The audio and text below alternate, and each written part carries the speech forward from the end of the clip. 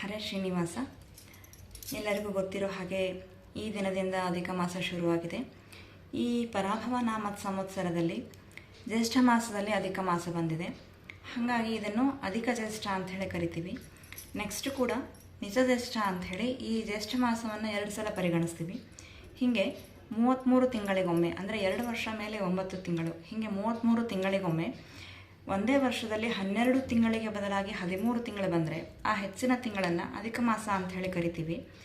ಈ ಅಧಿಕ ಮಾಸದಲ್ಲಿ ಯಾವುದೇ ರೀತಿ ಶುಭ ಕಾರ್ಯಗಳನ್ನು ಮಾಡೋದಿಲ್ಲ. ಅಂದರೆ ಉಪನಯನ, ಮದುವೆ, ಗೃಹ ಪ್ರವೇಶ ಈ ಥರದ್ದು ಯಾವುದೇ ಶುಭ ಕಾರ್ಯಗಳನ್ನು ಮಾಡೋದಿಲ್ಲ. ಆದ್ದರಿಂದ ಈ ಮಾಸಕ್ಕೆ ಮದ ಮಾಸ ಅಂತಲೂ ಒಂದು ಹೆಸರು.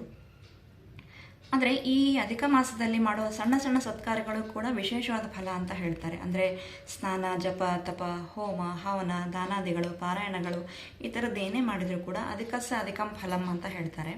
ಈ ಮಾಸದ ನಿಯಾಮಕ ಭಗವದ್ ರೂಪ ಪದ್ಮಿನಿ ಪುರುಷೋತ್ತಮ ಆದ್ದರಿಂದ ಈ ಮಾಸದಲ್ಲಿ ಮಾಡೋ ಪ್ರತಿಯೊಂದು ಸಣ್ಣ ಸಣ್ಣ ಸತ್ಕಾರ್ಯಗಳು ಕೂಡ ಪುರುಷೋತ್ತಮನ ಪ್ರೀತ್ಯರ್ಥವಾಗಿ ಮಾಡೋದ್ರಿಂದ ಈ ಮಾಸಕ್ಕೆ ಪುರುಷೋತ್ತಮ ಮಾಸ ಅಂತಲೂ ಒಂದು ಹೆಸರಿದೆ.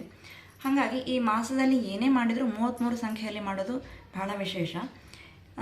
ಫಲಶ್ರುತಿ ಸೇರಿಸಿ 33 ಸಂಧಿ ಇರೋ ಈ ಹರಿಕಥಾಮೃತ ಸಾರದ ಪಾರಾಯಣವೂ ಕೂಡ ಈ ಅಧಿಕ ಮಾಸದಲ್ಲಿ ಬಹಳ ವಿಶೇಷವಾದದ್ದು.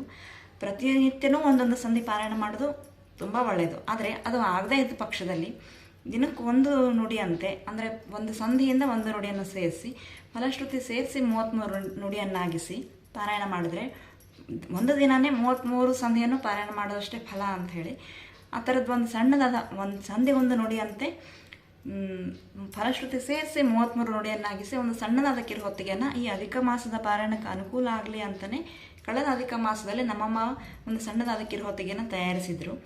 ಆ ಸಣ್ಣದಾದ ಕಿರುಹೊತ್ತಿಗೆಯನ್ನು ಈ ವರ್ಷದ ಅಧಿಕ ಮಾಸದ ಪಾರಾಯಣಕ್ಕೆ ನಾನು ಇಟ್ಕೊಂಡು ಅದರ ಯಥಾಮತಿಯ ಅನುವಾದವನ್ನು ನಿಮ್ಮೊಂದಿಗೆ ಹಂಚ್ಕೊಳ್ತಾ ಈ ಅಧಿಕ ಮಾಸದ ಆಚರಣೆಯನ್ನು ವಿಶೇಷವಾಗಿ ಮಾಡೋಣ ಅಂತ ಈ ವಿಡಿಯೋವನ್ನು ಮಾಡ್ತಾ ಇದ್ದೀನಿ. ಹಾಗಾಗಿ ಮಾಸ ನಿಯಾಮಕರಾದ ಪದ್ಮಿನಿ ಪುರುಷೋತ್ತಮ ಹಾಗೂ ಈ ಹರಿಕಥಾಮೃತ ಸಾರದ ಕೃತಿಕಾರರಾದ ಜಗನ್ನಾಥ ದಾಸರಲ್ಲಿ ವಂದಿಸುತ್ತಾ ಈ ದಿನದ ಪಾರಾಯಣ ಹಾಗೂ ಯಥಾಮತಿಯ ಅರ್ಥಾನುವಾದವನ್ನು ನೋಡೋಣ. ಶ್ರೀ ಗುರುಭ್ಯೋ ನಮಃ. ದಾಸವರ್ಯಂ ದಯಾಯುಕ್ತಂ ದೂರೀಕೃತದರಾಶಿಷಂ ಹರಿಕಥಾಮೃತ ವಕ್ತಾರಂ ಜಗನ್ನಾಥಂ ಗುರುಂ ಭಜೆ. ಹರಿಕಥಾಮೃತ ಸಾರ ಗುರುಗಳ ಕರುಣದಿಂದಾಪನಿತು ಪೇಳುವೆ ಪರಮ ಭಗವದ್ಭಕ್ತರಿದನಾದರದಿ ಕೇಳುವುದು. ರಕ್ತವಾಸದ್ವಯಭೂಷಣ ಉಕ್ತಿ ಲಾಲಿಸು ಪರಮ ಭಗವದ್ಭಕ್ತವರ ಭವಾತ್ಮ ಭಾಗವತಾದಿ ಶಾಸ್ತ್ರದಲ್ಲಿ ಸಕ್ತವಾಗಲಿ ಮನೋವಿಷ ವಿರಕ್ತಿ ಪಾಲಿಸು ವಿದ್ವದಾರ್ಯ ವಿಮುಕ್ತನಂದನೆ ಸನ್ನ ಭವಭಯದಿಂದ ಕರುಣದಲ್ಲಿ. ಇದು ವಿಘ್ನೇಶ್ವರ ಸಂಧಿಯಿಂದ ಆರಂಭಗೊಂಡಿದೆ. ನಿರ್ವಿಘ್ನವಾಗಿ ಈ ಪಾರಾಯಣ ಅಧಿಕ ಮಾಸದಲ್ಲಿ ನೆರವೇರಲಿ ಅಂತ ಬೇಡ್ತಾ ವಿಘ್ನೇಶ್ವರ ಸಂಧಿಯಿಂದ ಈ ಕಿರುಹೊತ್ತಿಗೆಯನ್ನು ಆರಂಭಿಸಿದ್ದಾರೆ. ಹಾಗಾಗಿ ವಿಘ್ನೇಶ್ವರ ಸಂಧಿಯ ಈ ನುಡಿಯ ಯಥಾಮತಿಯ ಭಾವಾನುವಾದವನ್ನು ನೋಡೋಣ. ರಕ್ತವಾಸದ್ವಯ ವಿಭೂಷಣ ಅಂದರೆ ಗಣಪತಿಗೆ ಕ್ಷಿಪ್ರಪ್ರಸಾದ ಅಂತಲೂ ಒಂದು ಹೆಸರು. ಈ ಕ್ಷಿಪ್ರಪ್ರಸಾದ ಅನ್ನೋ ಗಣಪತಿಗೆ ತಂತ್ರಸಾರೋಕ್ತದಲ್ಲಿ ಒಂದು ಧ್ಯಾನ ಶ್ಲೋಕ ಇದೆ. ಅದು ರಕ್ತಾಂಬರಂ ರಕ್ತಮಾಲಾನ ಲೇಪಿತಂ ಅಂತ ಆರಂಭ ಆಗುತ್ತೆ. ಅದನ್ನೇ ಆಧಾರವಾಗಿಟ್ಟುಕೊಂಡು ಇಲ್ಲಿ ದಾಸಾರ್ಯರು ರಕ್ತವಾಸದ್ವಯ ವಿಭೂಷಣ ಅಂದಿರೋದು. ರಕ್ತವ ಅಂದರೆ ರಕ್ತವರ್ಣ ಅಂದರೆ ಕೆಂಪು ಬಣ್ಣ, ರಕ್ತವಾಸ ವಾಸ ಅಂದರೆ ವಸನ, ವಸ್ತ್ರ, ಬಟ್ಟೆ ಅಂತ ಅರ್ಥ. ದ್ವಯ ಅಂದರೆ 2, ಅಂದರೆ ಹುಟ್ಟಿರೋದು ಮತ್ತು ಹೊದ್ದಿರೋದು 2 ಕೂಡ ಕೆಂಪು ಬಣ್ಣದ್ದು. ಹಾಗಾಗಿ ರಕ್ತವಾಸದ್ವಯ ವಿಭೂಷಣ ಅಂದರೆ ಕೆಂಪು ಬಣ್ಣದ ಬಟ್ಟೆಯಿಂದ ವಿಭೂಷಿತನಾದವನೇ ಅಂತ ಅರ್ಥ. ಉಕ್ತಿ ಲಾಲಿಸು ಅಂದರೆ ನನ್ನ ಈ ನುಡಿಯನ್ನು ಕೇಳು, ಪ್ರಾರ್ಥನೆಯನ್ನು ಕೇಳು. ಪರಮ ಭಗವದ್ಭಕ್ತವರ ಅಂದರೆ ಭಗವದ್ಭಕ್ತರಲ್ಲೇ ಶ್ರೇಷ್ಠನಾದಂಥ ಗಣಪತಿಯೇ ನನ್ನ ಈ ಉಕ್ತಿ ಲಾಲಿಸು. ಭವ್ಯಾತ್ಮ, ಭವ್ಯಾತ್ಮ ಅಂದರೆ ಭವ್ಯವಾದ ಮಹಾತ್ಮೆ ಉಳ್ಳವನೇ, ಭವ್ಯವಾದ ಚರಿತೆ ಉಳ್ಳವನೇ ಅಂತ ಅರ್ಥ. ಭಾಗವತಾದಿ ಶಾಸ್ತ್ರದಲ್ಲಿ ಸಕ್ತವಾಗಲಿ ಮನವು ಅಂದರೆ ಭಾಗವತವೇ ಮೊದಲಾದ ಸಚ್ಚಾಸ್ತ್ರಗಳಲ್ಲಿ ಮನಸ್ಸು ಆಸಕ್ತವಾಗಲಿ. ವಿಷಯ ವಿರಕ್ತಿ ಪಾಲಿಸು ಅಂದರೆ ಸಾಂಸಾರಿಕವಾದ ವಿಷಯಗಳಲ್ಲಿ, ಐಹಿಕ ವಿಷಯಗಳಲ್ಲಿ ವಿರಕ್ತಿಯನ್ನು ಕೊಡು, ವೈರಾಗ್ಯವನ್ನು ಕರುಣಿಸು ಅಂತ ಬೇಡ್ತಾ ವಿದ್ವದಾರ್ಯ. ವಿದ್ವದಾರ್ಯ ಅಂದರೆ ಈ ಶಬ್ದವನ್ನು ಮೊದಲಿಗೆ ಬಿಡಿಸ್ಕೊಳ್ಳೋಣ.